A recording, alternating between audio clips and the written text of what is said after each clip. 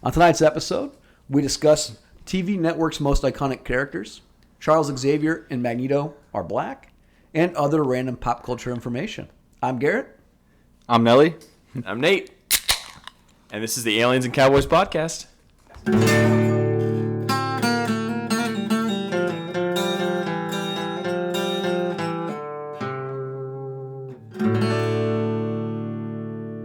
Well, welcome back in, guys. This is our first episode back from my wedding. So got married, went to honeymoon. Maui wowie. Missed a lot of information, I think. So I'm ready for you guys to fill me in. What did I miss? What happened while I was gone? Borderlands 3 came out. Big for me. I was huge on this game. I give it 2 sore thumbs up. My fingers are literally sore from playing it so much. But I've been playing Flak. I haven't played it a whole lot because I got responsibilities because I'm an adult. What's Flak? Flak is one of the 4 characters, and 4 main characters. Sorry, you've been playing as Flak. Yes. Okay. As my main and only character, because I've only gotten to close to level 25 so far. But awesome, love the game. Have a lot of hope for the future in endgame stuff, and I put a lot more hours into that. Nice. What I missed, Nelly? What happened with you? Not a whole lot. Besides, I finished The Boys, and pretty gruesome show. I didn't know how I feel about that show when I first started. What do you think about it? It's pretty good. I mean, like I was telling Nate earlier, I feel like it's somewhat kind of corny with the costumes all the time, but all the action and the goriness is pretty cool. The story is not bad. The plot and So, and I asked because Joe and I covered this. We talked about The Boys on the Watchmen for Nixon podcast when we were covering the Watchmen movie, just kind of as the superhero reboots of going towards kind of the bad superhero, right? Not the typical Superman, Batman type characters. And he's not going to watch it, as far as I know. He just said it's not going to be up his alley as far as being brutal, gruesome stuff like that. I did see it all. I thought it was okay. I think that there's a lot of hype behind this that isn't warranted. I think that because it's so gruesome, people really are pushing it. I thought the ending was actually not entertaining at all. I didn't care about the ending, so the shock value wasn't kind there of for me. predictable in a way. Yeah, exactly. And I just didn't think it meant much. But I'm interested, like when because people really like that show, and I'm just not on that bandwagon. I'm going to disagree with you. I like the new angle that it takes that we haven't really seen before, where it just shows that like these are normal human beings going through life, but they abuse the power that's given to them, and they're just humans with emotions like anybody else. For The Boys. Yeah, they're not humans. They're superheroes. Well, I mean, instead of showing them always their doing good like personalities are like superheroes, that. they Got do. it, right. So Yeah. So they have like addiction problems. They have love interests, that sort of thing. Yeah, They're So not always- above it like a lot of times you see in. Yeah, being an here's actual the deal. hero all the I don't time. want to say these characters are more nuanced than they're making them out to be. These guys are just assholes with capes and superpowers. Like I understand, like they might be doing drugs. Like I'm trying to think of who the really fast guy is. A-Train. A-Train, right? But I'll tell you one thing that was really impressive, and it's the catalyst for the entire show. So I'm not going to say spoiler alert because it ignites the show when he hits that guy's girlfriend by running and she blows up. I thought that was an incredible scene that I've never seen something like that before, and it makes you think like. That's what would probably really happen in that situation. She would just liquefy like that, right? But And corporate America covering it up to save somebody's image. But that's the part I feel like I want more of. That is the corporate America stuff. There's that conversation with where they're trying to militarize them. They're trying to militarize him, but it's the one where he's trying to send the hero from Detroit down to Florida, and they're trying to put him on like a 3-year contract. And the water Aquaman guy. Yeah, and it's just, but other than that, the show to me was just kind of a little too over the top with the violence, especially trying to kill the Invisible Man and how they had to go about that. Oh yeah, whatever. But I'll tell you though, a show that I was originally against that I actually watched, not just on my honeymoon, but in the course of flying back, and once the old lady fell asleep and I was watching some Netflix at the hotel, I watched Altered Carbon. And I was originally very much against the show, wasn't really going to watch it, thought it was kind of a stupid premise. I will eat crow on this. It turned out to be a fantastic show. Very well done. Very entertaining. If you like that sci-fi kind of murder mystery whodunit, really, really good stuff. Joel Kinnaman, I do like him. I think he's very good in everything he's done, from The Killing, from Suicide Squad. I think he's in the Amazon show Hannah, which I have not seen yet. It's on my to-do list. But it was Excellent. Now, I will also say this, though. The first season was very good. I'm not really excited about the second season because I'm not a fan of Anthony Mackie as the Falcon from the Avengers. Okay. Yep. Or for some of those people from 8 Mile, he's the guy that gets rapped on at the end and can't talk. He's the guy that Papa Doc or whatever his name is or whoever. You know what I'm talking about? The guy that B-Rabbit. It's been a long time Yeah, since I've it's watched been a 8 while. Mile. That's what I'm saying. And I'm like, this guy can't be Captain America. He went silent at the end of 8 Mile. You can't have a guy that can't rap. I was thinking of cheddar cheese. Cheddar Bob. Cheddar Bob. Cheddar cheese. No, but I know that they're gonna put him in there. Did you see Altered Carbon? No, I haven't. I haven't even heard of it. It's okay. It's on Netflix. Netflix, yeah. Yeah.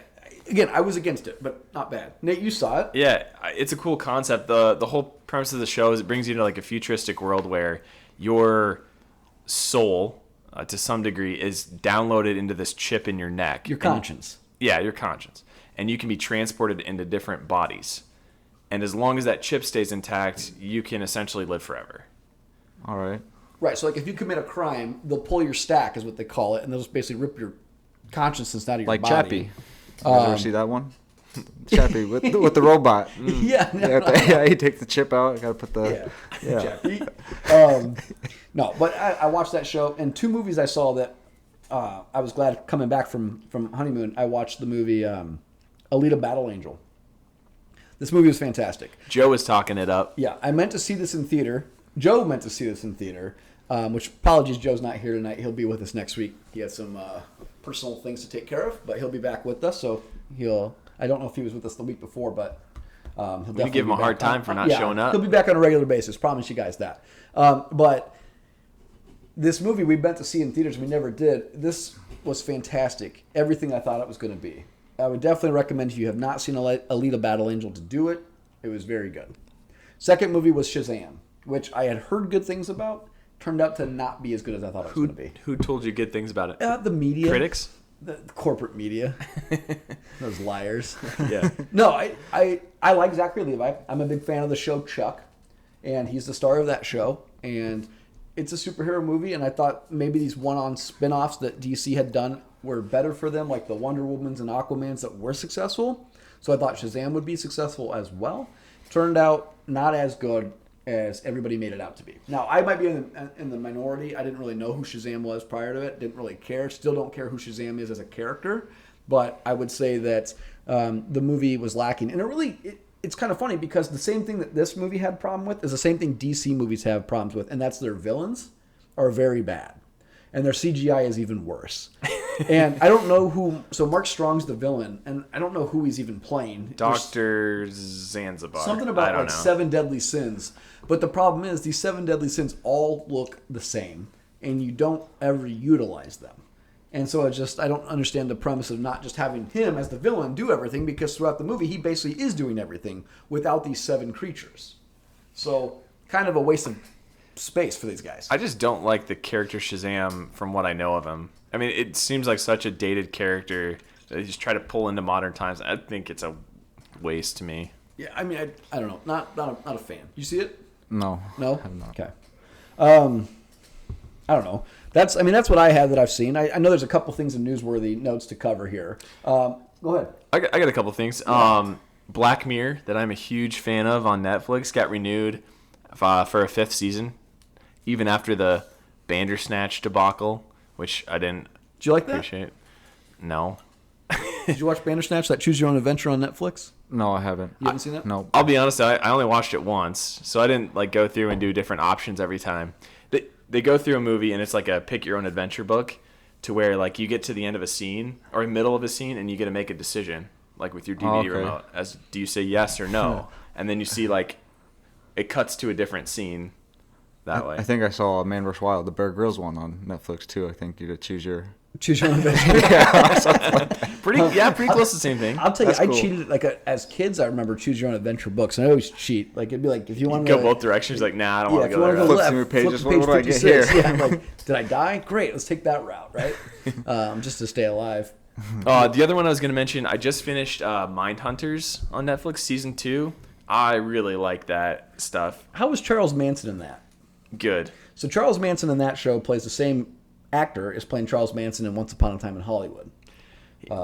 he plays to that character very, very well, to where they do the profile on him, and he's so into himself.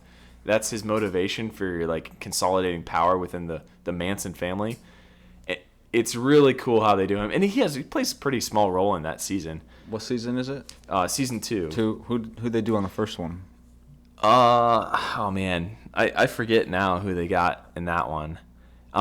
In the second season, though, they interview David Berkowitz, the Summer of Sam killer, Elmer Wayne Henley Jr., which is nicknamed the Candyman. When he was a young boy, and actually his so-called quote-unquote father supposedly killed these people, and he was just bringing them to him, but he was aware of all these things. He was only convicted of 6 murders, but they assume he had like 28 other ones that he was a part of. But a couple other ones they interview in the show: Charles Manson, Charles Tex Watson, as a part of the Manson family. The whole main premise of the show is watching Wayne Bertram Williams, the Atlanta killer and child killer, which they never convicted him of. It's really interesting to see how they go around doing all this stuff through the FBI, and how they handled it in Atlanta too. I guess I'd call the show kind of historical fiction. Yeah, because they're based on real characters. It's a David Fincher show too, I think, and he's done Correct, a lot of really impressive things. I get to see it. I don't know if my now wife has seen the first season or part of the first season, because she's into that serial killer stuff. I'm not. Now that it comes to mind, the main person that comes to mind is Ed Kemper, the co-ed killer in season 1. Crazy dude. I mean, all these guys are crazy. Yeah, right. But I mean, the guy who plays him looks completely calm all the time, which is unsettling. The dude with the glasses and the and the the mustache. Okay, yeah, and he's 6'9". Well, he was in real life. He's just an intimidating dude. And just when he talks about things, it's completely calm and cold. No, thank you. I'm going to go watch something like Happy tonight. I super enjoy it. I'm sure it's going to get renewed for season 3, because they've been teasing Dennis Rader, the BTK killer, throughout season 1 and 2. Oh, okay, yeah. But anyway, season 2, check it out. Season 1, if you haven't seen, season 2 if you haven't seen season 1. Anyway. Okay. How about this? There's some news that came down recently in the last couple of days about potential remakes. And we always make the argument, and it's not us, it's not an original argument. Everybody makes this argument that Hollywood's not doing anything new. They're going to remake Saved by the Bell. You guys fans of that as a kid? Read that. Yeah. Was that with AC Slater, Screech? Yeah. So, Kelly Kapowski. Yeah, love that. Remember that name? Yeah, love that. Yeah, I bet you do. Love that. Go Tigers. I love that show. It's really good. They're going to reboot it with, at least for sure, Mark Paul Gosselaar, who played Zach Morris, the main character, and he is the governor of California. And I think what I've read, the premise is that he is going to, or his administration, or the state of California, is closing down schools, and they're consolidating schools to Bayside, which was the high school he was, in as a child, and that's what's going to happen. And so you're going to probably get an influx of new students from different backgrounds, because I'm assuming, there were people that made a comment that they didn't think this was a very diverse show. There were 5 main characters, and 40% of them were minority. So, granted, I don't think people realize AC Slater's not white, and Lark Voorhees was a black woman. There was some diversity in the show. Now, everybody surrounding the show was pretty white. Something to complain about for somebody. Of course it is, right?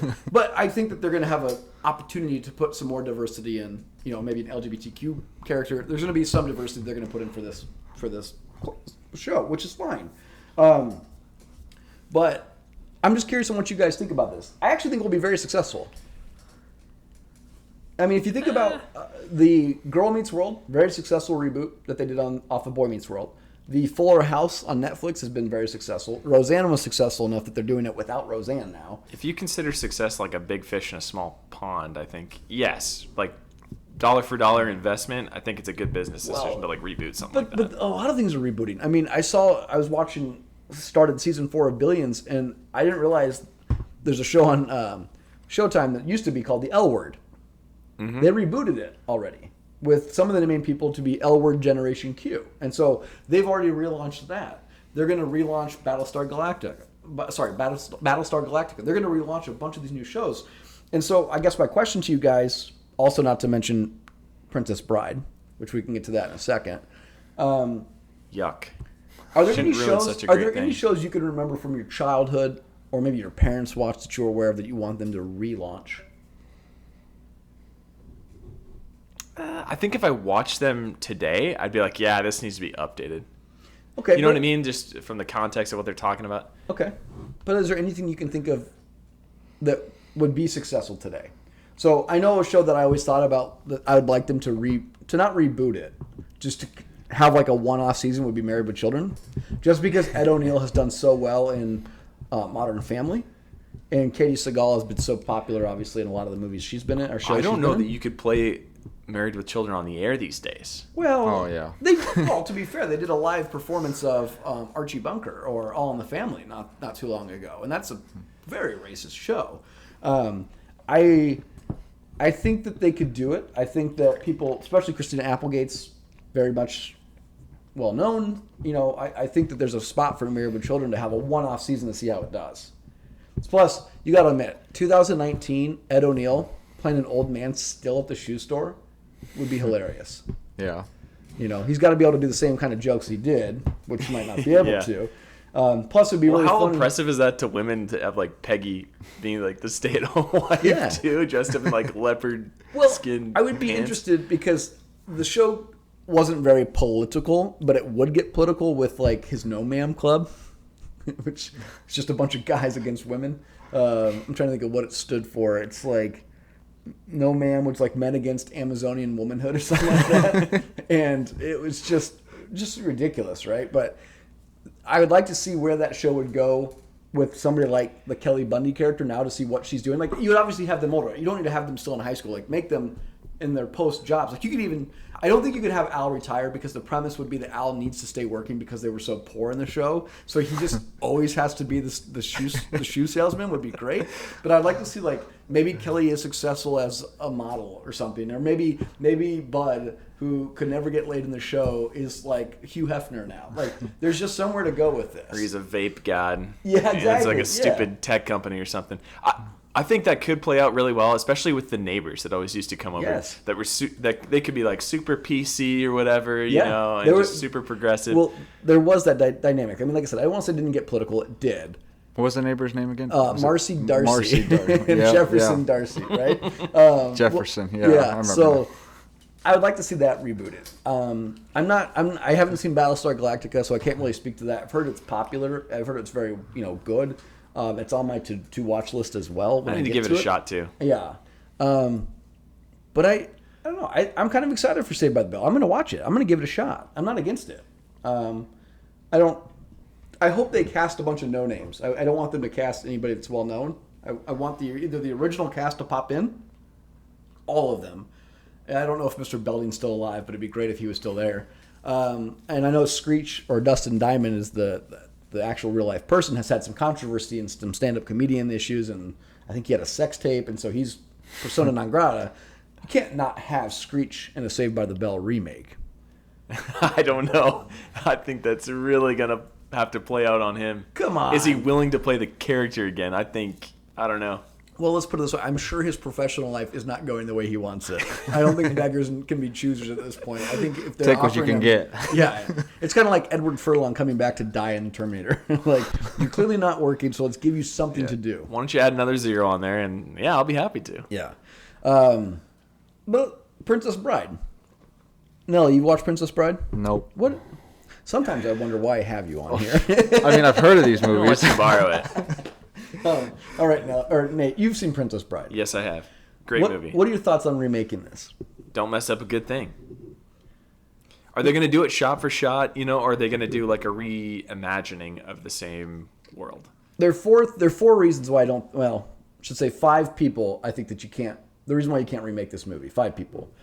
Number 1 is Andre the Giant. Yep. That's my number 1. Yep. Andre the Giant's no longer living, clearly. Billy Crystal as the magician. Yep. Mawage in the Is what brings us together today. That's right. You are the Brute Squad. I might have seen this actually, but a long time ago. Now that I look it up. Yeah. But I also think Robin Wright was like the perfect princess was it Humperdinck or whatever it is? No, Buttercup. Princess Buttercup. Sorry. Prince Humperdinck is the other guy. Princess Buttercup. And I don't think, I don't know. I'm not necessarily, I think Wesley, who plays Dread Private Roberts. You know him from Saw, where he cuts off his leg. Yeah. Or he's, what's his real name? Carrie, is it Elwes or something like that? Yeah, Carrie something. Yeah. Not necessarily a huge fan of his, so I don't really care if you replaced him. I just don't think you could replace the grandson and the grandfather as well, especially the grandfather, because I think it's Peter Falk who's the grandfather. Fred Savage is the kid. Yeah. These are just... They did a Deadpool spoof of this not too long ago with Fred Savage in bed and Deadpool's reading to him. I know, but you can't... I mean, Peter Falk, you just can't replace these people. And who's the wise guy that was Andre the Giant's kind of keeper? Inconceivable! That guy? Yes. He's still alive. I don't remember his name, but he was good as that role. Around. Or maybe you're trying to trick me by telling me you're going to drink that drink. I clearly can't choose the glass in front of me. I wonder why they're trying to go through this route. Or do you think it's been around so long, Hollywood, they really don't have any original ideas? I think they own the rights and they don't have to pay for an original story. Okay, keep going with that. It's easy, it's cheap, it's been long enough that you can have another reemergence and have a whole new just generation get into it, and then you're going to have the branding that's already there to draw in adults who will take their children to it. That's my guess. So you get a lot. You base it on a lot of nostalgic. Do you base it more 30 on years old? There's so much anxiety in the world today that we're going back to a better time in our minds? Yeah, I mean, what I was saying beforehand is if you go back and you watch some of the stuff, it's not nearly as good as what you remember it to be. I totally agree with you. By the way, it's Wallace Shawn. And I forgot Manny Patinkin's in there as Inigo Montoya, who's from Homeland. He's Saul from Homeland. Yep, I just saw that. Yeah, now I'm on the Or cast. Beardy, Yep. as I like to call him. Beardy. I'm just curious on why they can't... I understand what you're saying, Nate, and I think your premise is probably 100% spot on, that it's cheaper for them to develop something and easier for them to develop something with already a blueprint. You know, kind of like the Madden football games. All they have to do is improve a little bit on last year's game, right? Or just update the roster. They don't have to make leaps and bounds every year on a new Madden game. I wonder how much code is just reused in games like that, too. You Probably know what a lot. So I try to buy the NBA game every year. There was one year where some of the screens where they would have like off game, which doesn't really matter, but it tells you where they cut corners. So they'd have a lot of players from like last year's jerseys. So like they would put the new player on the team, but they wouldn't update the jersey of the actual character like on the print, like on the screen. And it just kind of, shows you where they got lazy. I think that's just got to be a huge moneymaker. Nobody prides themselves on making like a sports game. I can't imagine. Well, people want that NCAA. Copy, rinse, repeat. People want NCAA football back. Except all the Maddens and the FIFAs, that's all they are, just copy paste. There was something in the news. Is it California just enacted like their college players can receive endorsements now? I don't know right? where I've heard of something like that. I don't know 100% about it, so I don't want to really speak on it to get it wrong. We can look into that for next week, but I know what you're talking about. There's a debate to allow college students to make money off their likeness. Off their likeness, yeah. So can you imagine having like a video game like that where only the state schools from California have like the names on the back of the jerseys and stuff? Yeah. Well, I mean, let's be fair. They made a killing off these kids. Oh, heck and yeah. their likenesses. Well, to be fair, some of them receive scholarships, which it's true. I know the argument the other direction. They're working probably more than like a full-time position post-college, but yeah. No, I agree. I mean, I think it's just the amount of money they make off these kids is infinitely more compared to what these kids would make on their scholarship. Oh yeah, that's crazy. Okay. But so our main debate topic tonight, or conversation topic, was going to be best characters of networks. But before we do that, I wanted to talk about Marvel came out, or Disney came out, and recently hinted at the idea of rebooting the X-Men, or at least a Charles Xavier Magneto storyline, and turning both characters black. And obviously Twitter loves this kind of stuff. For those that aren't familiar, they're both white characters for very good reasons. It immediately ignited the story. And I'm not 100. Okay, let me preface this. I'm not 100% against this.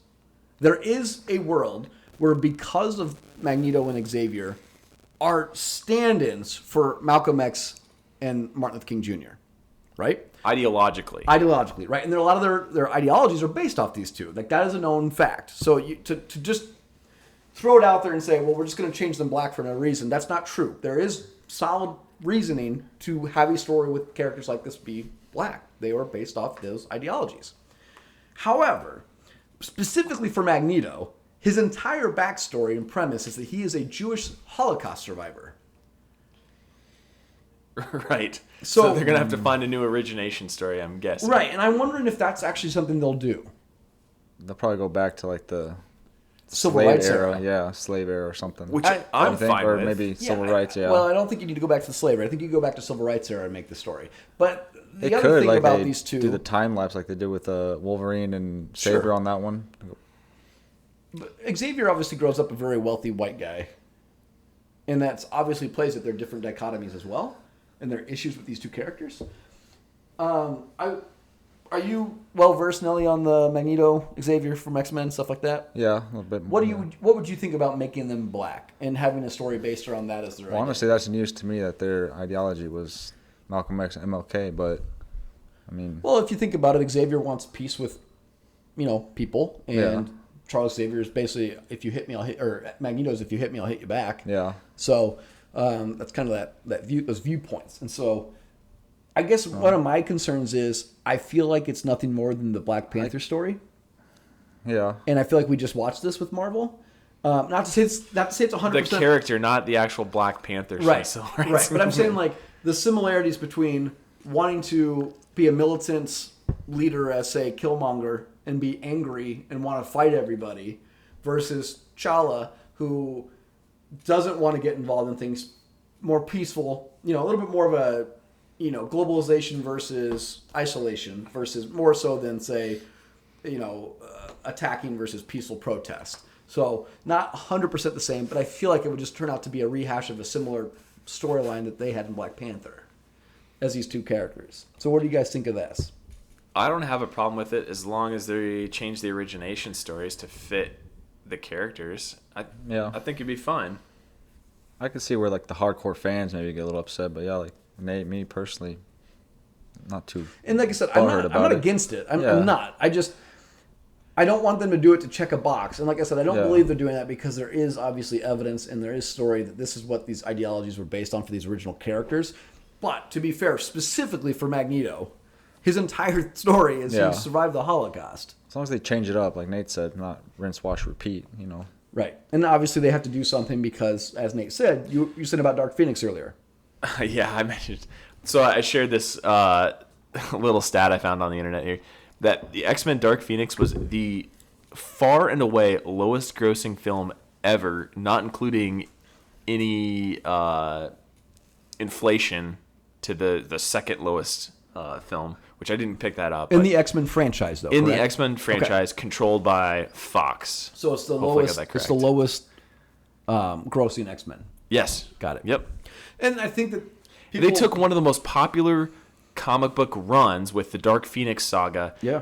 And why don't we just throw a script at it and put it on the screen, and people will flock to it. Well, if you look need at a good script. Well, I haven't seen Dark Phoenix yet. Me neither. I chose not to watch that in the plane because it's so bad. It is kind of funny when you look at the stills of photos or the trailers. Jennifer Lawrence just isn't even trying. Her character does not even look remotely like her character has in any other film. Yeah. She hated wearing the blue paint, Yep. so they said, okay, you don't have to wear it very often. And from what I read, I haven't seen the movie either, so I'll hold full criticism back. I'll criticize it. They said that, spoiler alert, she dies. And they said just like, okay, you're gone. And there's like no emotion at all. She's like, all right, that character won't be back. Well, to be fair, they based it... Okay, so the original X-Men, just to kind of go off on an X-Men tangent, why not? That's what we do. On the original X-Men, like, Mystique's not really a huge X-Men character. Her powers are kind of irrelevant to some degree. Not that she's irrelevant, but she's not a main X-Men character. And they take her as she's a villain, which she originally was. And because Rebecca Romijn was very popular as Mystique in the original trilogy, they tried to make that character still be based on something now, which was rewriting the story because in the original trilogy, Mystique and Xavier aren't friends. They did not know each other. And this is making them seem like they were best friends growing up. And I think the other thing that really hurt them was, and I don't know if it came first or what, but obviously her stardom took off. And she did the Hunger Games. And again, Hunger Games 1 might have come before X-Men First Class. But her star rose much faster than they probably thought it was. Because she was in tons of movies, and she was being nominated for she's being nominated for Academy Awards and Golden Globes while she's playing Mystique. Why she's stuck in this franchise because she probably signed a multi-picture deal. She can't get out of it, and she has to wear the most makeup. Yep. There was even a magazine cover for Entertainment Weekly, I remember, that had her, Xavier, and Magneto on the cover, and she's in the front. Of the three characters, they put Mystique up front. And that's all because of Jennifer Lawrence. That's got to offend so many comic book fans, I imagine. I'm sure they did. She's also, she's evil, at least in the X-Men cartoon. Right. And she was a villain in the original trilogy. Yeah, and now you're trying to bend what we know of that character to fit the stardom of Jennifer Lawrence. That sucked. Well, they needed there weren't a ton of, I shouldn't say there's not a ton of female X-Men. There are. I mean, they could have the story of Rogue, which they had already done, in the original trilogy. They did Mystique really well in the original X-Men, I think. What's that? With Rebecca Romijn. Yeah, she did great as a villain. What I'm saying, though, is they rewrote her story to eventually put her with Magneto. But, what sucks is you have the original trilogy that you're not saying is canon, but we're still using Hugh Jackman, his Wolverine story, throughout the entire saga here. And all of a sudden, she's now a good person. And she's now on the good side. And she's best friends with Xavier. And they don't even act like they know each other. So that's just them rewriting and rebooting. But if you look at her in this movie, she clearly is just not trying. So, and I haven't seen it either. So I'm not going to withhold criticism because I'm sure it sucks. It looks like it sucks. But I don't know. Bet she had a huge trailer on set. I'm sure she did. Bottom line, again, I'm not against them changing the ethnic identities of Xavier, Magneto. I just feel like that was a Black Panther. It's a rehash of the Black Panther storyline. I feel like if you want that, Black Panther was very successful and it was very well done with amazing performances by both Michael B. Jordan and Chadwick Boseman. Like, let's just leave it alone. I don't know. I don't think we need to check a box for that purpose. But you want to jump into our top threes of networks? Yeah, let's do this. So, which network first? It's up for debate. Now, Nate, obviously. Let's do the ones I haven't watched any shows on. So, Nate never follows the rules on these. So the premise and the reason why we did this. So they're never explained to me. You just gotta know what I'm just thinking. set in a group text. Mind meld. So HBO the other day tweeted out a question to its followers and asked, "Who are the three most iconic characters of HBO shows?" Obviously, they got a huge response. It's a plethora of who's who of great TV shows. They didn't come out and say who we think our three iconic are. They just wanted everybody to discuss it. And that got me thinking, and I thought, well, that's kind of interesting. So who are the three most iconic? And if you want to do four most iconic, I don't care if you want to do a Mount Rushmore type thing. I want the most iconic TV characters from certain networks. Now, as far as ABC, NBC, CBS goes, we're going to count them as one. I'm not going to differentiate those networks. So let's start off local with channels. yeah, the ones you can get with the bunny ears. How about we start with Hulu? You want to start with Hulu? Please. All right. Let's get that one That's out of the a way. tough one for me too. Okay, go ahead, Nelly. What do you got for Hulu's most iconic character? I just said that's a tough one for me. I know. That's why I'm asking you. You and I had the same one for this, didn't we? You and I had the same one. I didn't have a lot. Bridesmaids. Handmaids. Bridesmaids. It's not a funny show. Yeah. That's true. That's the movie. To be fair, this is the least network I watch for original programming. It's one Same of mine here. too. Yeah. So I don't watch a ton of this, but Handmaid's Tale. I gotta scroll the library real quick. See what I they forget got. her. Well, I think her character's name is Margaret Atwood, but that was before It's June Osborne. June. Or Offred. So Offred. Atwood's the author of the book. Oh, okay. My But bad. it's Elizabeth Moss, which is interesting because Elizabeth Moss, as an actress, has surprisingly probably been in some of the best dramas we've ever had. She obviously starred in Mad Men. She stars in this, and she had a lesser role, but still a star in the show West Wing. So you're talking about as a child. Oh, she must have been young. She was younger. She played the daughter of the president. Okay. Which one? but- West Wing? Yeah, but I'm saying that's 3 preeminent top 10, potential top 15 dramas all time that she's starred in. Pretty crazy. Yeah, very much so. I don't find her very attractive at all either. Well, that's So, got nothing to do with her acting ability. That's what I'm saying. That has everything to do with her acting ability. I'm still very interested to watch her on screen. Okay, that's fair. Does anybody else actually? Surprisingly, I think because they have the least amount of original programming, I can't think of anything else besides. I can't either. Okay, so let's just scrap them. Well, Hulu's more Sorry, like Hulu. replay the NBC, Correct. ABC stuff anyway. Correct. So they're TV So let's shows. do this. Everybody's got Netflix. So let's start with Netflix. The 3 chance. most iconic Netflix characters. You want me to start? Yes. Yes, please. I will go with Marty Bird of the show Ozark, Good one. played by Jason You Bateman. think he's one of the most iconic characters? I like him a lot. Yeah, I do Okay. too.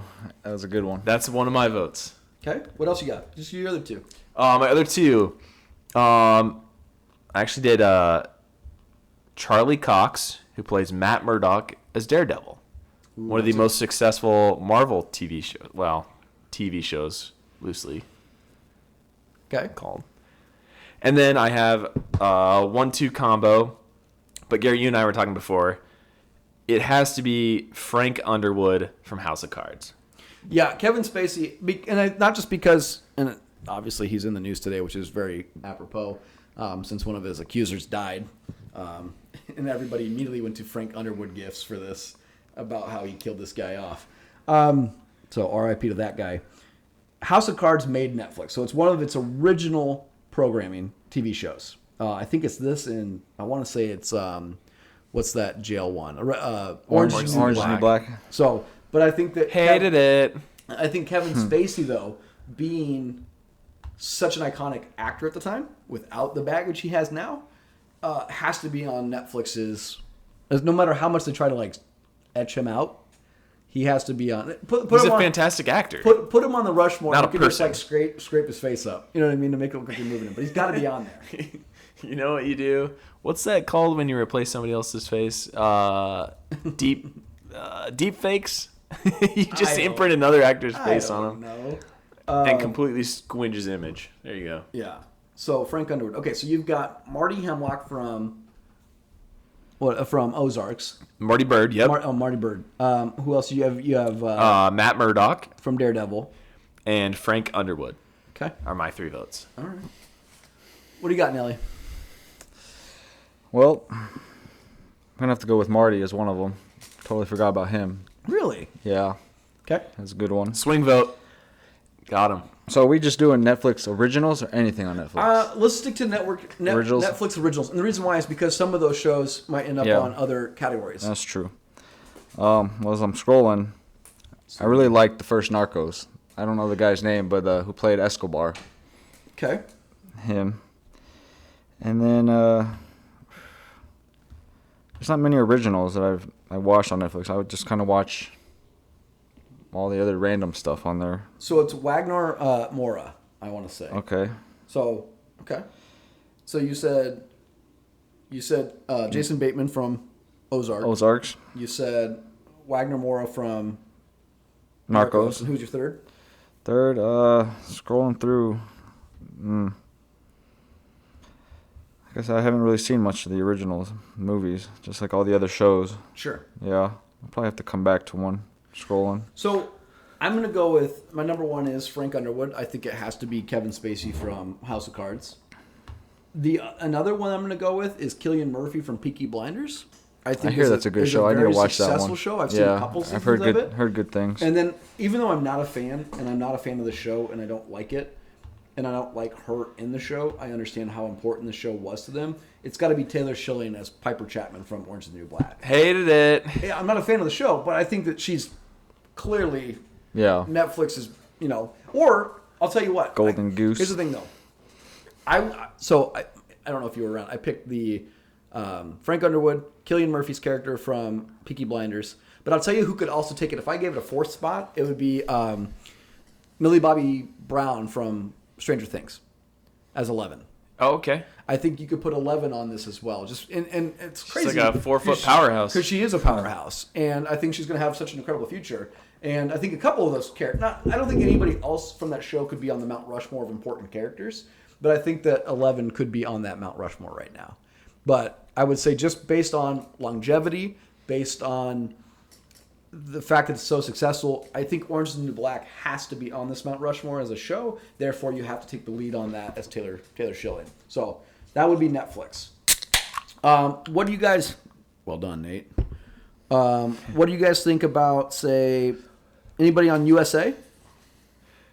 Oh, I did not do USA. Forgot they were a thing. Okay. Well, while we think about this, let's do, how about we do FX? Ooh, FX. So this is where I screwed up and didn't do most iconic characters. Fair. I did ones that I really enjoyed that are distinct that I really enjoyed watching. Mac from It's Always Sunny in Philadelphia. Okay. Wilfred, if Elijah you've seen Wood? it, with Elijah Wood, but the actual guy that plays Wilfred. Okay. And I'm not sure what that actor's name is. But that is kind of like my sense of comedy. And then Taco from The League. Okay. I went a completely different way with this. Because you followed your own directions. Yeah, and I've seen a lot of FX shows. It's probably one of the networks I've seen the most stuff of. And when I do iconic, you have to take history into this. And the most forgotten character in FX category or catalog of shows is Michael Chiklis in The Shield. And he's probably the most iconic, forgotten, amazing TV performance because he's sandwiched between Tony Soprano and Walter White.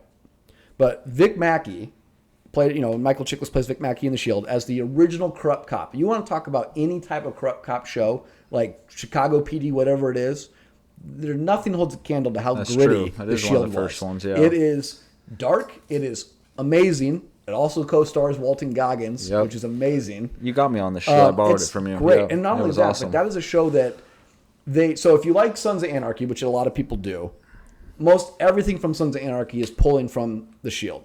The writer or the creator of the show was a writer for The Shield. Every actor that appeared in The Shield made a cameo appearance in Sons of Anarchy. A lot of the same themes, a lot of the same gangs exist in the same world. This was he won an Emmy for it. Like I said, it's the forgotten performance, I think, of the 2000s of this golden age of TV. People don't remember it because I didn't know he won an Emmy. he won an Emmy. Yeah. It's amazing. So I think he's number one on this category. Number two, it's tough too because with FX, there's not a ton of females to pick from. Okay? I got one. FX has got to be the most dominated categorization of shows. We were talking about this beforehand, but it's got to be like cop dramas from FX for the most part, besides the comedy ones that I mentioned. But Well, because I would say Dennis Leary from Save Me, Rescue Me. Gosh, it's something close to that. Yeah, I mean, The fire Rescue one? Me. The fire Yes. department one? Yeah. I What is think it is called? Rescue Me. Is it Rescue Me? I think so. I would think that he would have to be on there as being iconic for them, but I could easily switch him out for, I think Jax Teller from Sons of Anarchy is the most famous character that they've had. All you girls Yeah. can go crazy now. But what's funny is this, here's where I'm drawn. Here's where I have to have issues. I don't know who to put in for my third, because if I take Dennis Leary out, the third person I can pick from shows like, Walter White. no, he's not on FX, he was on AMC. Breaking Bad? Was not on FX. That was an AMC show. You sure? Yep. Mm-hmm. I think that Gemma in Sons of Anarchy, played by Katie Seagal, was very iconic. What a good actress to go from playing Peggy on Married with Children. to It's an playing amazing. Gemma. It's an amazing performance. I just Then don't Google lied know- to me because I put an FX show and Breaking Bad popped up. Oh, then somebody lied. Then Google lied to you. But I'm also a huge fan of Justified, and if I leave Timothy Oliphant or dare I say Walton Goggins off this list because it's my favorite character. as You Boyd said Crowder. iconic. I know. You need to follow your I own know. rules. So let's split some hairs here. Can I put? What about Louis?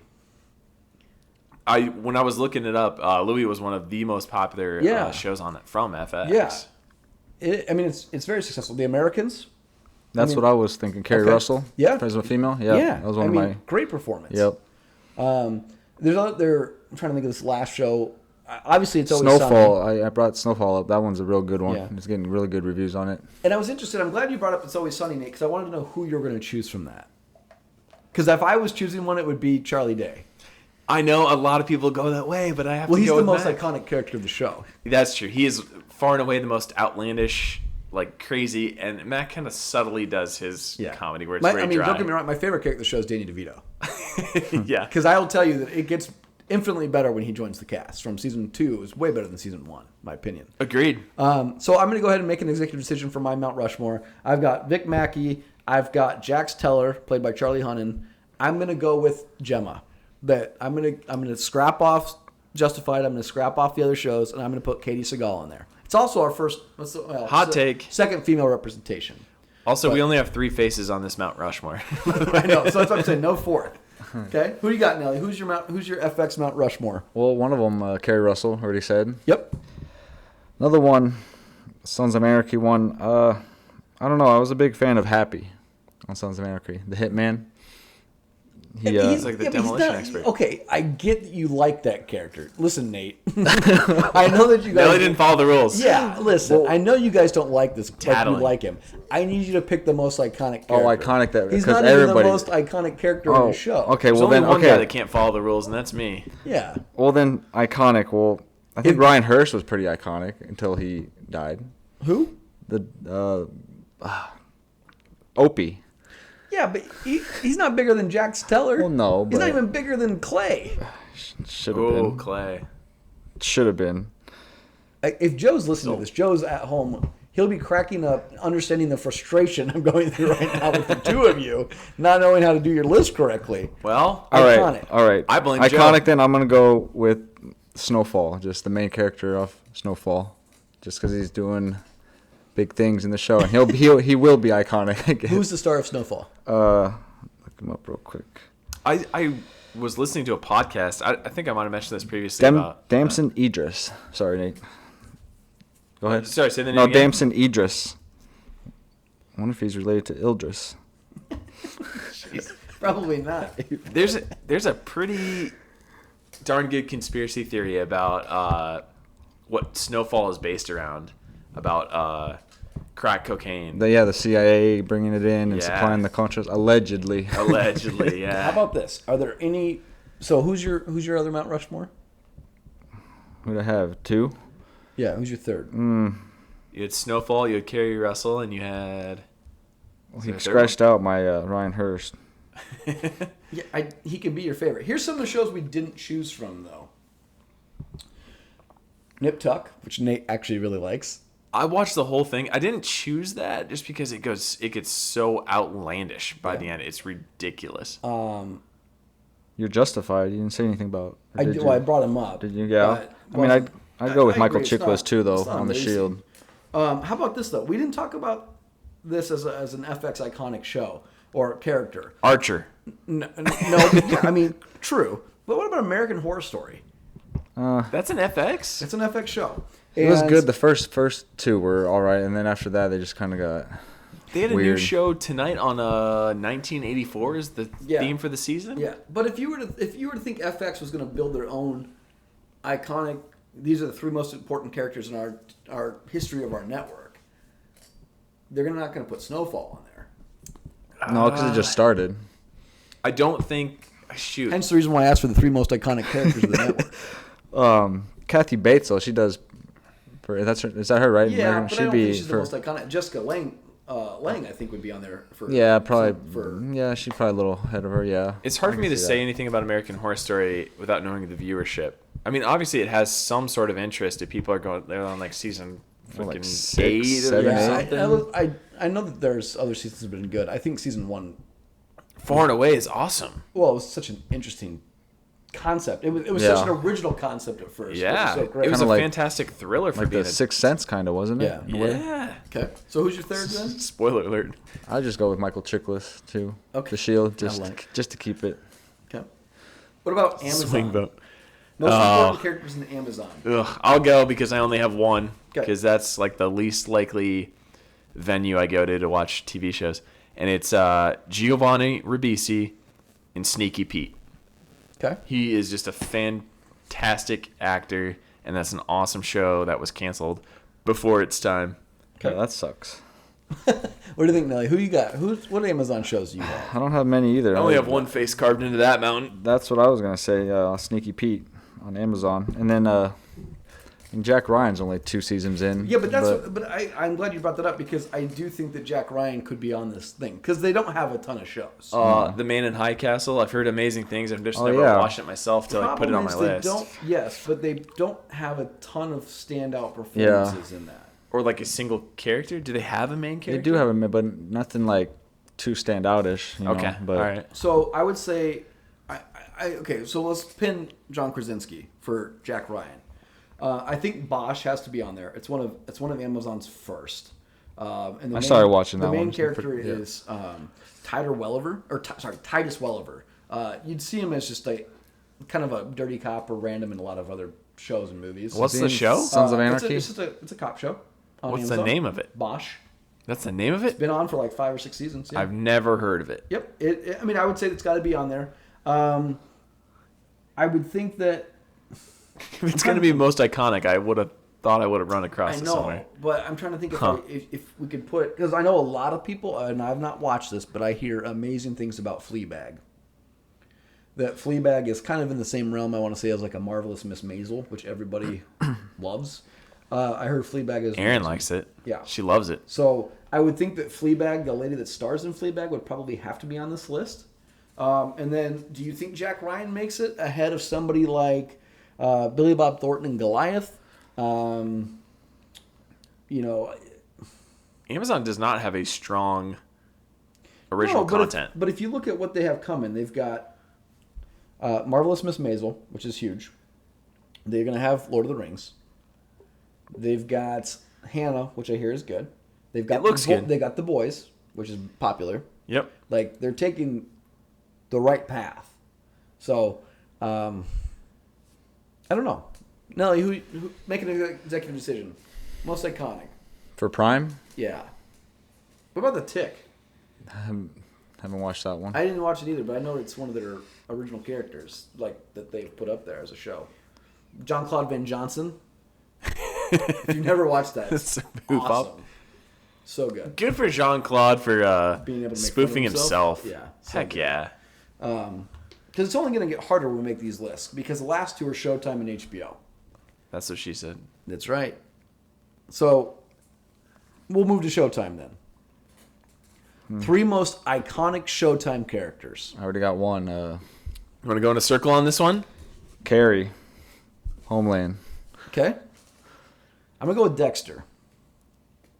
That's a good one. Yep. Not only is he probably their most popular show at the time it was out, it was probably their biggest show up to that point. Yeah. It just fits with having a one-word title as well. Fits really well. Dexter. All right, I'm going to go... Homeland. I'm going to go a little... Not the same. I'm going to go a little crazy.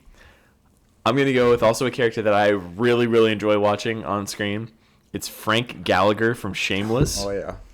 God, is he a good drunk. Okay. William H. Macy plays a fantastic drunk and just a horrible, horrible person, too. He holds that character great. Yeah. Yes. Who else you got, Nelly? For Showtime? Yeah. Hold on. Let me take a pass real quick. Okay. What about Nancy Botwin? Yep, that was my... From Weeds. Oh, yeah. That was my next one. Okay. Do we think she deserves to be on there? I think so. Especially, well, not judging an entire series by its ending or anything like that, but iconic characters by your rules. I think that Weeds is a huge series for Showtime. How could I forget Weeds? Wildly popular. But those two were on at the same time, which made Showtime competitive with HBO for once. But let me ask you this though: I never watched Penny Dreadful. Would you put Nancy Botwin over Eva Green's character in Penny Dreadful? Ooh, I did like that. I think it's just too, the genre isn't as widespread popular. Sure. I don't think. But I really loved Penny Dreadful. I actually bought the DVD sets for that. Here, totally forgot about Ray Donovan. Yeah, but I don't think he's an iconic character. Because, what about Californication? Never saw that one. Heck yeah. Actually, that was my number one. I had him in a different spot in my notes. Hank Moody from Californication. How not Ray Donovan? Love to hate to love that guy. I just love him. Throughout every season. There's not any part of him that I hate. Is that the X-Files guy? Or Yeah. Yeah. Just to not give a crap about anything ever. I'm going to give a big up to this one. It's a forgotten one. It's Nurse Jackie, Edie Falco. Never watched it. I never watched it either, but I know that all I ever heard of was popular things about it. And she won some Emmys for it, I believe. And as she was so iconic in Sopranos as, the wife of Tony Soprano, Carmela, to go from HBO to Showtime, it's a different thing for her to do. And she became the star of her own show. And that's pretty, I think, impressive. I don't know if she would be on the Mount Rushmore again. I think Dexter has to be on there. I'm not even sure Nancy Botman has to be on there. It's tough because I love Billions. But I don't know if Damian Lewis would make it for Billions or if he'd make it for Homeland. He's just a good actor. And Homeland won a bunch of awards. But I agree with you. I know that Carrie is the main character of the show, but I think Damian Lewis is the better character. Yeah. And I think that he's the more important character in the first couple seasons. And that's what started it off. Yeah, I would think that he's got to be on the Mount Rushmore. If you're going to put Homeland up there, it's got to be Damian Lewis. But I think he's even better in Billions. Haven't seen Billions. Well, it's not, not a lot of people have. And I think it's because people have been going to other streaming services and not picking up stuff that they've been putting down recently. About the time that he perished in Homeland is when he started filming for Billions. Or around the same time, I think Billions came around after his demise. Who else we got? Spoiler alert. Anybody else that you can think of as far as... Showtime has a lot of really, really good shows after reviewing them again. Surprisingly good. So, Nate, you'd go with Dexter, right? Yep, Dexter. You'd go with Hank Moody. Hank Moody and Frank Gallagher. No ladies. You just don't have any ladies on your shows. You don't watch enough shows with some strong female characters. I don't like them. You don't like females, or you don't like strong female characters? Repeat the question again? No, I don't know. I find it hard to watch strong female leads. There's a category in Netflix for that too. They emasculate you, is that why? They do. They intimidate me way too much. I'll tell you. I watched, in my defense, I watched all of the seasons of Jessica Jones. Just saying. She's a superhero. She's a strong female. There was a story that my now wife one time made me watch a show. Her premise for setting this up is we need to watch a show with a strong female lead. And I said, okay. That's why your recently watched section is full of strong female leads. No. I asked her what show she would like, and she picked the show The Good Wife with Julianne Margulies.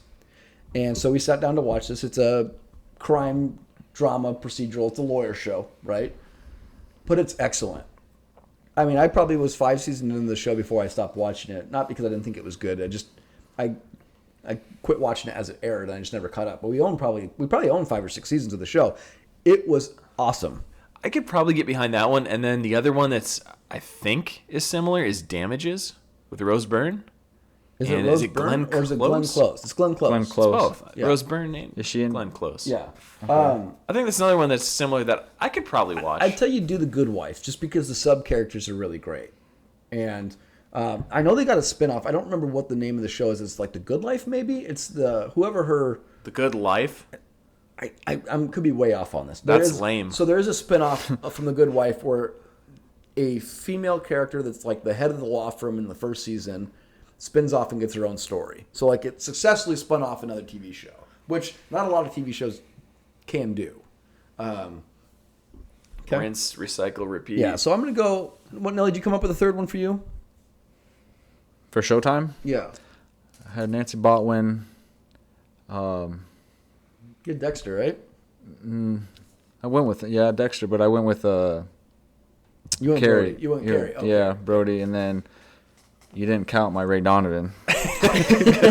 Listen, I will give you that you like Ray Donovan, but and I like that show. I probably saw 4 He cleans up seasons of it. Hollywood. I know. I actually just saw a preview for it today. I'll tell you what I really like in Ray Donovan is the dad. John Voight is the best thing in Ray Donovan. I only watched season 1, but I liked it a lot. Yeah, that's a good one. So let's do my favorite one and my favorite thing ever, HBO. I already Top know. 3 HBO characters. This will be tough. And number 1 is Tony Soprano. And if you don't pick Tony Soprano, I'll probably whack you. Oh, he wasn't on my list. You son of a bitch. You're such a liar. Most iconic characters of HBO. I'm going to offend you with this one because I didn't follow your I know iconic you rules. didn't. So I will let you preface this. I will tell you that you can tell me your 3 favorites. And then you will tell me your 3 most iconic. Okay. Tony Soprano. No. All right. TJ Miller, who plays Erlich Bachman from Silicon Valley. Hey, tangent on Silicon Valley. The guy that's the main character of that show came out today and talked about how him and his wife are swingers.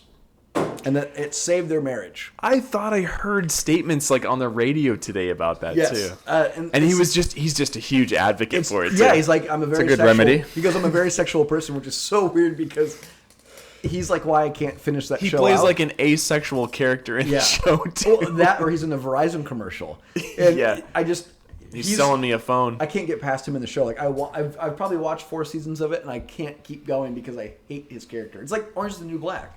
I've seen a bunch of it, but I hate the main character so much I don't want to keep going. Oh, what were they talking about in their head about how like, I think if what they were saying is right, his wife is like smoking hot. Yeah. And he's like, well then why would you want to share your wife? And like how the hotness level about how you can, the rule of like 2 where you can only marry someone within 2 levels of hotness of what you are. And you're like, you may think you're a swinger 8, but you're a real life 4 maybe. Yeah, it was so weird. So it's great you brought that up. So okay, you're going with Erlich Bachman as a most HBO iconic character. Well, are you shitting me? I didn't understand the concept. Okay. I couldn't read your mind on that. So give me the rest of your 3 favorites. I did favorite character. Okay. Tyrion Lannister. Okay. Played by Peter Dinklage in Game of Thrones. Okay. Number 2. Number 3 is Matthew McConaughey as Rust Cole in True Detective Season 1. So, okay. I will say that 2 of your characters are debatable topics. Not the first one. The first one can get axed. Okay. Most iconic. So, okay. So you picked Tyrion and Rust Cole. Do you think that either one of them would make your most iconic characters? See, I don't know because it only lasted 1 season. Oh, I'm speaking about True Detectives. Matthew McConaughey, True Detectives. Right. It's How about with Tyrion? Would Tyrion make your list? How about this? Is Tyrion? Yes. Is Tyrion, as popular as it was, okay. I think it would. Okay. So, do you think of all the characters in Game of Thrones, he's the most iconic? I'm not saying you're wrong. I'm just asking if HBO was saying this is representation of Game of Thrones. Which character are they putting up there? Are they putting Jon Snow up there, or are they putting Tyrion Lannister? Jon Snow's a wet blanket as far as iconic characters go. I can see Tyrion. I'm going to say Tyrion Lannister. Because how he's so neutral and how he can get everybody together. That's fair. Yeah. Yep. So and it is an extremely successful show. So I will accept that as... Especially in the early seasons. Yep. I will accept that as he can be on Mount Rushmore. Okay. So give me 2 other iconic characters. I'm gonna stumble through. I don't know. It's got to be Tony Soprano. Tony Soprano has to be on. Right. It's got to be one of the most popular series of all time. It is. And he ushers in the golden era of TV. You don't get Walter White without Tony Soprano. Yeah, I agree. True. I agree with you there. I don't think my pick for Matthew McConaughey lasts long enough to be that iconic. I agree with you. So that's a problem there. And TJ Miller's a spoof. He's just funny. He cracks me up. It's tough. HBO's tough. If you go start going through their catalog, I never saw Sex and the City, but I don't deny its popularity and its impact. And Sarah Jessica Parker might have to be on that list as Carrie Bradshaw. Now, again, I've not seen it. I'm just saying if you were to put up iconic characters, she might have to be on that list. I would agree with you. It's not a show that... But let me ask you this then. So let's debate this then as far as female leads. Does Carrie Bradshaw make it over somebody like Emilia Clarke in Game of Thrones? Yes. In my opinion. Okay. Probably just for being an original. Well, I mean... But Is that recency bias that we have against Game of Thrones, or do we not want 2 Game of Thrones characters? I think Sex and the City it's the most successful show they've ever had. Super innovative for what it was. It was real basic, just the life of a fashionista or whatever you want to call them. Yeah. Emilia Clarke was just one piece of a huge puzzle that made Game of Thrones so successful. Okay. I love Veep, and I think that Julia Louis-Dreyfus as Selena Meyer is pretty excellent. And again, I only recently watched that this year, but I binged the entire series, and it might be the best comedy of the 21st century. I've watched a few episodes, and honestly, she is unbelievable. I could see her, and I saw some rankings online too, where Veep was rated very, very highly on the HBO originals all time. Well, that's what I'm saying. It's probably top 10 at least. You can make the argument top 5. Top 5. I want to see it was like number 3 or probably number 3. I mean, the amount of programming that they've had is just, you're talking like even going back to like Arliss. You're talking about Curb Your Enthusiasm. Eastbound and Down, Entourage. Like, we're not even talking about, like Jeremy Piven in Entourage as an iconic character, right? Girls, as much as I would hate that show. Oh, yeah, Jeremy Piven. And I hate Lena Dunham, I don't deny how iconic it is. Hate's a strong word. It's hate it. Larry Sanders Show, Tracy Ullman. Like, they have so many iconic characters. It's got to be the hardest one to do. But I do think we can all agree Tony Soprano makes this list. I do think we have to pull a character from Game of Thrones. So can we all agree that Tyrion's on there? Yeah. Okay. So who's our second one? Because one show we're forgetting that we have not mentioned that people would stab us if we did is The Wire. I was just looking at that one. Okay. Is that more like an anthology season to season? Because don't they flip-flop? They do, but the characters stay the same. The story just continues. But I have never seen it, so I don't have a place to say anything about it. Yeah, I started watching it, and then it was too slow. That's what I heard. That it's slow, but then it picks up. It does. But Omar, played by Michael K. Williams, it's got to be the most iconic character in that show. I don't want to punish The Wire because it's amazing. I'm just trying to think. We're you're talking about having to be on this Mount Rushmore, three characters in the entire pantheon of HBO's programming. Right. And that's not including people like John Oliver, right? Bill Maher, stuff like that. Even Flight of the Conchords, which you were a huge fan of. I did. Or Ali G. Loved Ali G. Oh, yeah. Loved Ali G. But no, doesn't count. I mean, not going to make the list. I think it's got to be Carrie Bradshaw. I think it's got to be Sex and the City. Yeah, I think we got to give it up to her. I think that it has to be. Now, I think if we could have a fourth person, I think it would be Omar. I think he makes it on the fourth one. I definitely know he's not above Tony. Like, no character is above Tony Soprano for HBO. I'd like to see popularity and critics' reviews of The Wire versus, like, how many people, the viewership of The Wire. There's a lot of people that will tell you that The Wire is the best drama of all time. Now, I will say it's probably in the top 3. And it could be, I think it could change. If I were to rewatch The Wire, recency bias, I'd probably be like, yeah, it's amazing. It's the best show ever. It's also a different study. So Tony Soprano is a study of an individual Soprano is an individual person as a black hole and everything that's around him. The Wire is a study of Baltimore as a black hole, as a city, and everything that encompasses corruption in that city based on different aspects of life, which every season deals with a different aspect. But the nice thing about The Wire is it's not very well-known people playing roles. So the most famous person to come out of The Wire is Idris Elba, who plays Stringer Bell. And he's only in there for Black Superman. He's only in there for a couple seasons. You have people like Dominic, I'm trying to think of what his name is, Dominic West, I believe, who plays McNulty.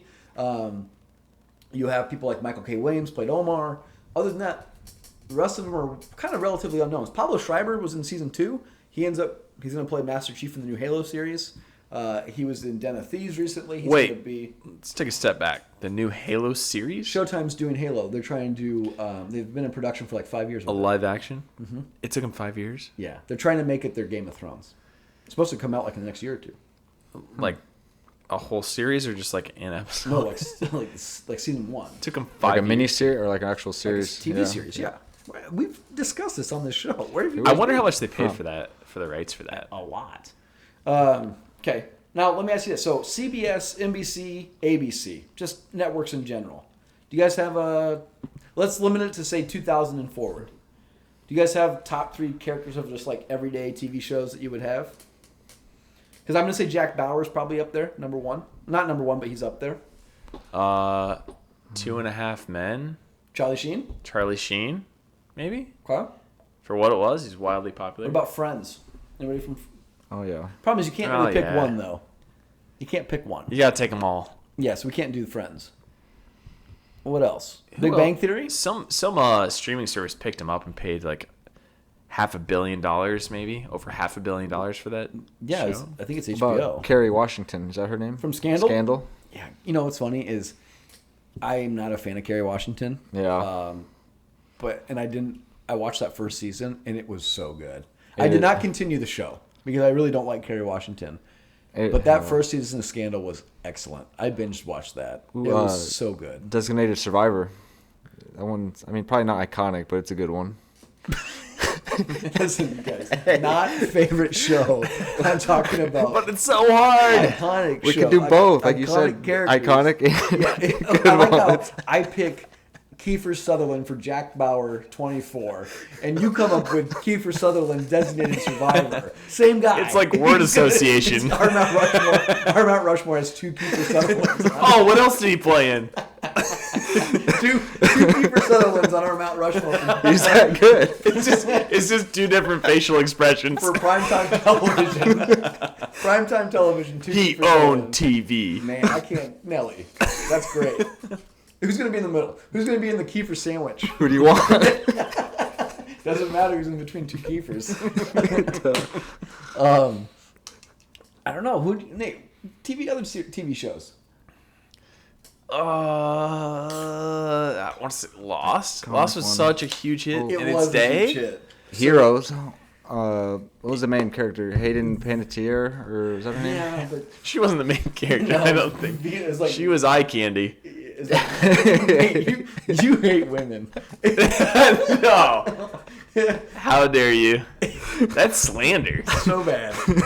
I do think the main character is not Hayden Panettiere, but she was up there. Save Oh, it was the other guy, cheerleader, save the world. That's right. That's the what I always the say. Premise of the show. Lost. Would you put Jack up there? I think Jack has to be above Kate. Yes. He's got. If you do Lost, I think you got to do him, or you got to do John Locke. No, right? I think you got to do Jack. I think you got to do Matthew Fox. Yeah. It's really sad because he had no career after this. None. Well, he was in a Tyler Perry movie. Yeah, I'll give you Jack. We can do Jack. Okay. Lost. So let's do not Kiefer Sutherland from Designated Survivor. We'll do Kiefer Sutherland 24. Sheldon Cooper. You think so? Yeah. Based on Big Bang Theory popularity. Can you believe it's like 12, 13 year run? That's impressive as a comedy. That's ridiculous. I know we're missing some. I know we're missing some stuff. Oh, I'm sure people are gonna. I mean, we took 3 networks and put them together for one. yeah, You want they've been iconic? around since. Huh? You want iconic? How about Law and Order? Boring. SVU or Well, yeah, which one are you doing? I don't even know what I'm They're talking all about good. right now. They're all good. Yeah. Next I is don't know. gonna be like, I like those crimes. next is gonna be like NCIS and all this other stuff. Dun and nut, none and nut. It's ESPN. Oh yeah. What am I thinking of? I'm thinking of the dun dun.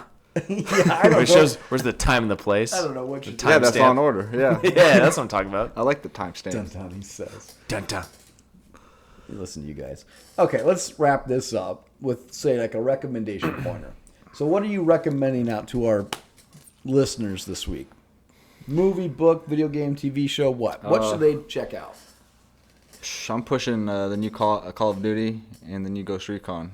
Looks really good for games. Coming Okay. out soon, next month. Okay. October 24th for Call of Duty and October 4th maybe for Ghost Recon. Maybe. Okay. Which one do you think's going to be better?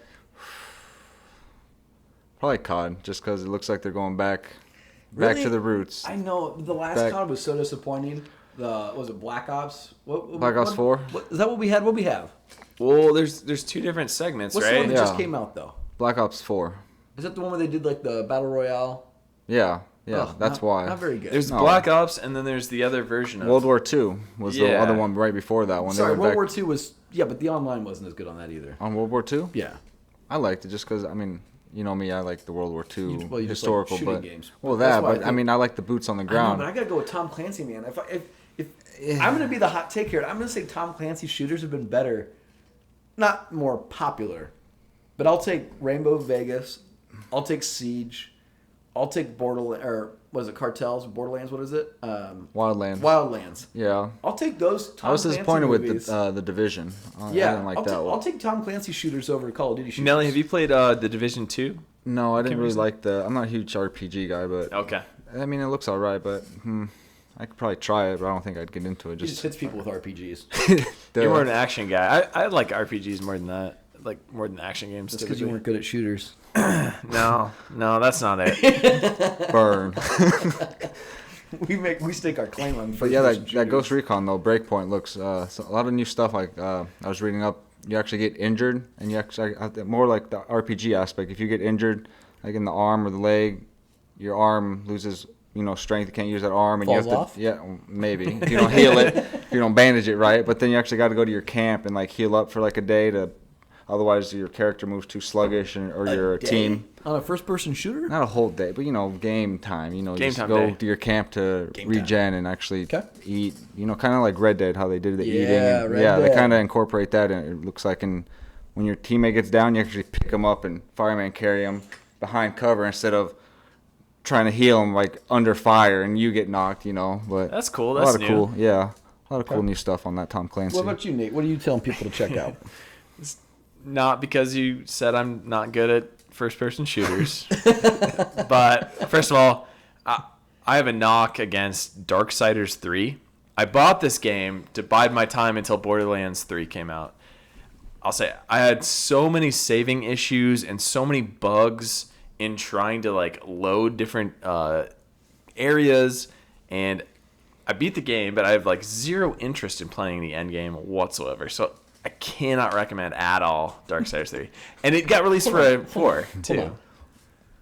Okay. Similarly, how I asked you to give me the most iconic characters and you gave me your favorites, I asked you to give me a recommendation, not something you were not recommending. I don't follow directions. Follow the rules on this one. Tell me what you are recommending listeners to take a part of. Borderlands 3. Like I mentioned at the very beginning, I think it is a ton of fun. I think people are going to find themselves in their own element, depending on the character they pick, that there's something for everybody in that first-person shooter / action RPG. Okay. I'm going to kind of step out of the box here a little bit, go to a TV show that not a lot of people probably have seen. Similar to the anthology series of American Horror Story is the anthology series that FX does called Fargo. And Fargo Season 4 is coming out, and Timothy Olyphant just signed on to the cast. So extremely excited for that, because I'm a huge fan of his. If you've not seen the first 3 seasons of Fargo, they're excellent. Who's the guy in it? Well, they're different character each series, because each season's different. So you can kind of watch them out of order. But the first season stars Martin Freeman and Billy Bob Thornton. That's what I was thinking. The second season stars Kirsten Dunst, Jesse Plemons, a couple other people, Zon McCarran. The third season stars Ewan McGregor, I think, as twins. Fantastic storylines. Fourth season's coming out. It's very well done. It exists in the realm of the movie Fargo in an interesting way.